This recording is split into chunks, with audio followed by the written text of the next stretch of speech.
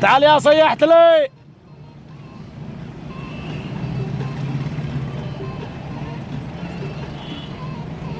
وذا يقول لك صيحت ليها. هذا طالب والله، لا من جال انها هنا يكون يدعم ويستاهل. صيحت لي يا شايف. من الذي صيح لك؟